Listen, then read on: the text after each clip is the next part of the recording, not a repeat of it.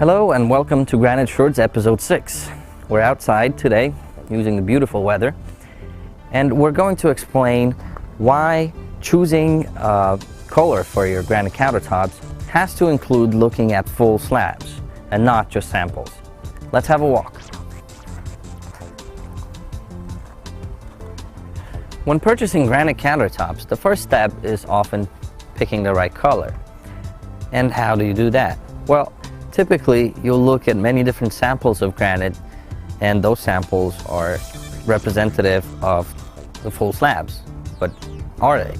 Well, as I was walking through the yard, I picked up 2 samples.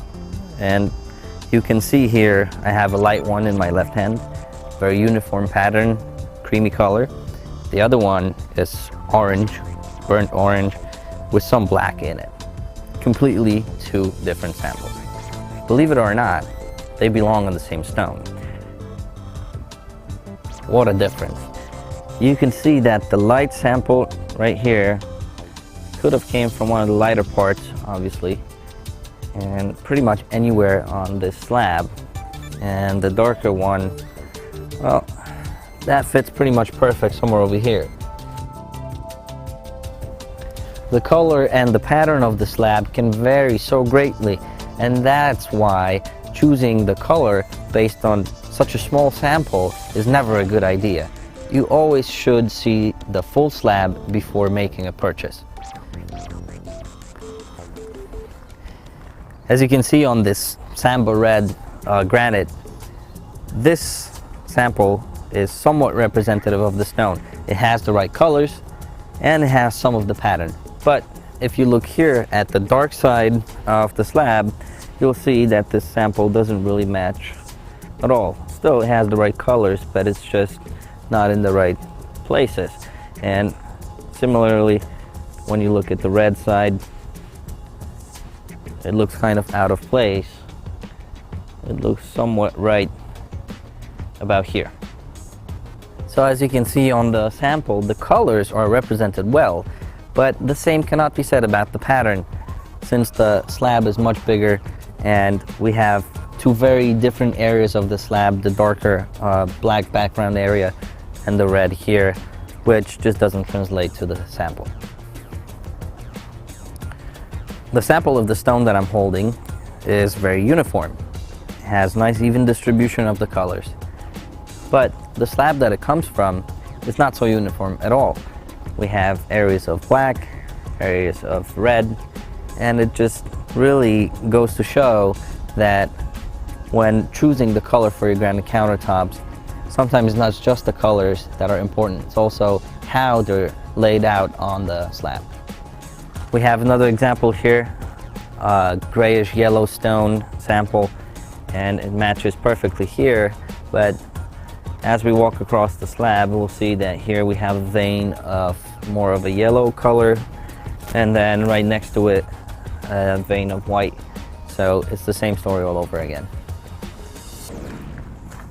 Sometimes when you're looking at the sample, you might give up on a stone or not even give it a chance because of how it looks. And here you can see that this is a very consistent grain, very fine grain, not so attractive for most people, and we'll find it here on the slab.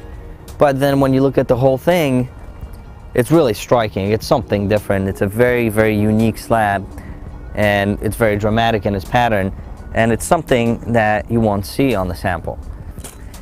Sometimes you have a rather uniform sample, just like this one, which would normally suggest a consistent slab. And when you look at the whole thing, you'll see that there is, in fact, some movement throughout it, and that can change from slab to slab. So you always want to look at the whole thing before you decide on the color. So far, I've shown you a few examples that were a little bit more extreme than usual, but now we're going to look at consistent stones, or so-called consistent stones. And I have one right behind me. This is called the Verde butterfly, or green butterfly, and I have a sample of it. And you can pretty much see that no matter where I put it, it looks the same, and that's what makes a consistent stone. Okay, so let's have a look at another slab of butterfly.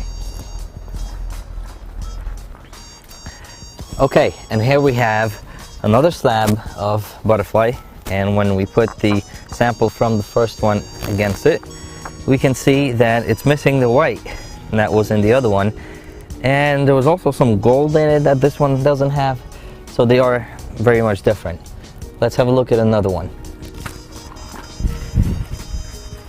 Okay, we have the butterfly number 3. Let's put the sample against it, and wow, what a difference.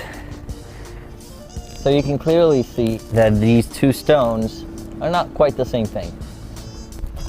Yet another slab of the butterfly, and when we put our sample against it, clearly this one has a lot more gold in the background and has no white. Let's move on. All right, we finally found a slab that has the same white spots that we had on our sample, but in this case the green on the slab is much lighter than the one on our sample, so still no match.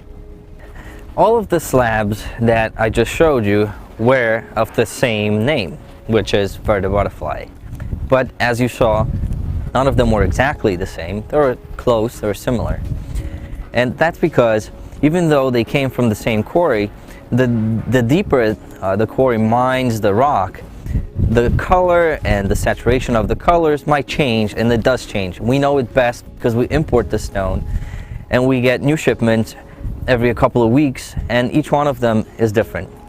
So never trust the sample that you see, especially in a showroom where it might not be updated every year or two. So it's going to be terribly out of date, and the stone that the sample was cut from is probably not on the yard anymore. So expect something different. Thank you for watching this week's Granite Shorts, and I'll see you next time.